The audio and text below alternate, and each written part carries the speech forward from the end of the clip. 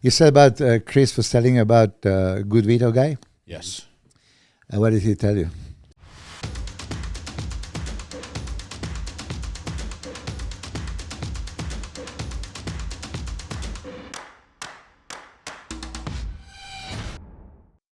What's up guys and welcome. You're watching Fazi Fitness.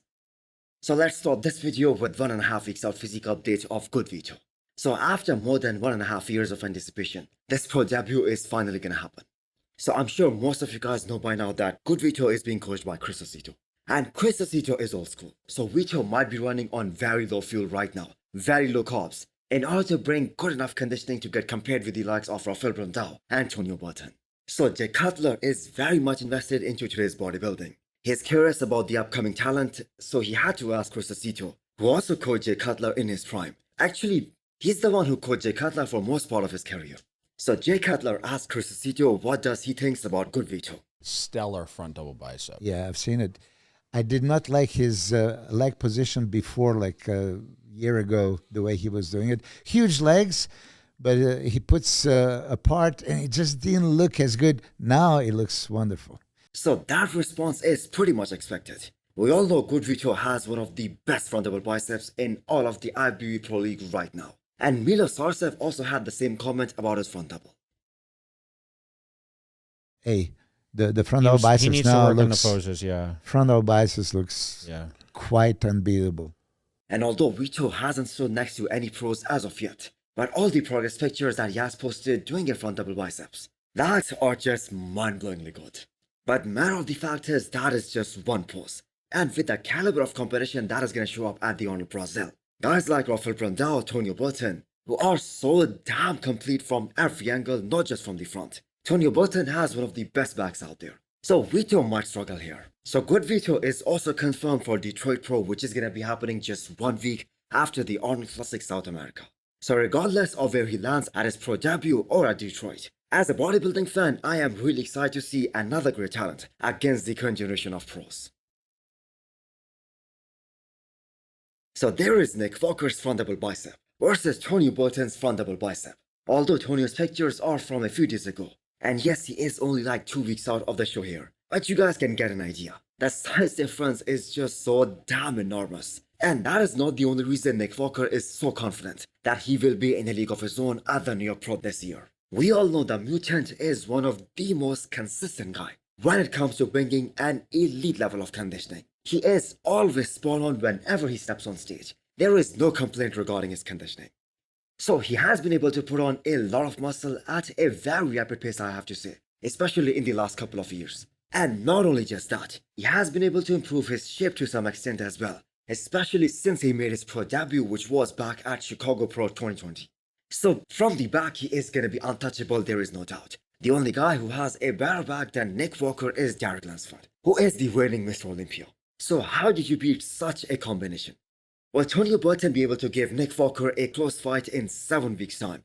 Based on his superior shape and his symmetry, his flow, his aesthetics, I have to say, as beautiful as Tonio Burton is put together, as amazing as his shape is, he's still miles behind Nick Walker in terms of overall muscularity, which is something that really counts a lot in the men's open bodybuilding.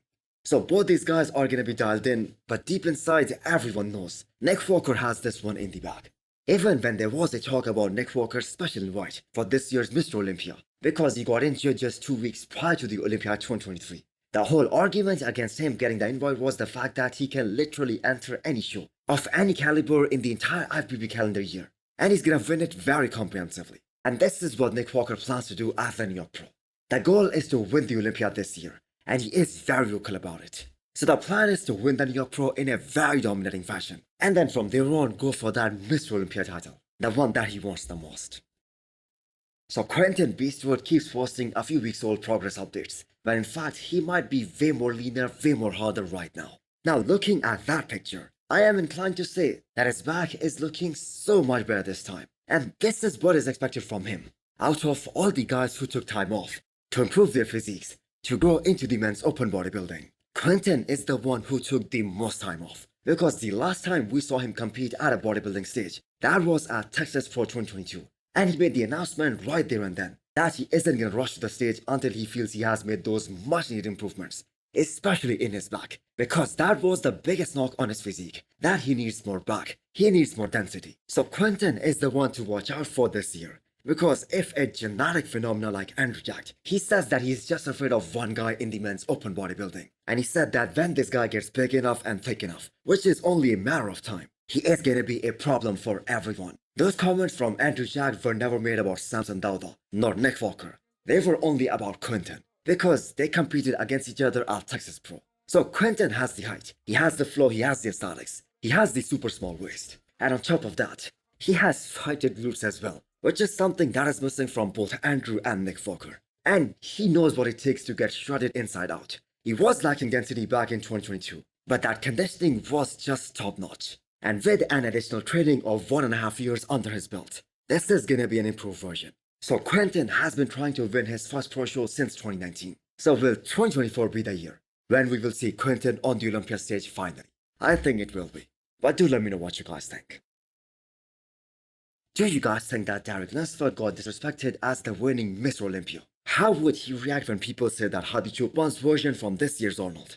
That would have been Derek Lunsford last year. I mean, even Hani Rambert said the same thing, that this version of Hadi Choopan would have been Derek hands down.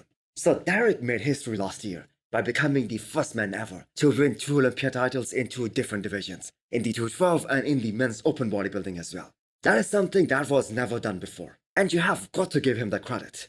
Despite having one of the best genetics in the men's open bodybuilding, he had to work really hard to get that achievement. He worked tirelessly to be in a position to have won a Sandow. And all that criticism that he doesn't have a great chest or he doesn't have great shoulders, which I know might very well be true, but that is gonna fire him up more than ever. I am sure Derek has a fire under his ass right now to come back better than ever this year. So out of the Olympia top 5 from previous year, only 2 guys have availed this opportunity to focus on just one show in 2024. That is the winning Mr. Olympia Derek Lunsford and the former Mr. Olympia Brendan Carey. But there have been some rumors, and even Brendan himself said that there is a chance of him competing before the Olympia, which is most likely going to be at the Way Pro. And the Way Pro is scheduled to be held in July. And even if he doesn't do that show, realistically speaking, he isn't really an Olympia title contender anymore, especially at this stage of his career. Because the judges have been telling him just one thing: he needs more legs. He needs bigger legs. And there is just no way that he's gonna magically grow his legs this late in his career when he hasn't been able to do it in his prime, when he was young. So that leaves us with Derek only. And he got this opportunity to make the maximum amount of improvements during this offseason, just like after the Olympia 2022. And I bet he's gonna do everything in his power to make them, to bring his all-time best, to bring a version that is gonna be unbeatable. So the question is, will Derek's front will ever be as good as his back? I guess that is not gonna be the case. That has to be a genetic thing for him. But he can definitely get better. And that is all he needs to do to hold on to that Mr. Olympia title. So hit the thumbs up button if you liked the video. And smash the subscribe button if you wanna come back for more. Thanks for watching.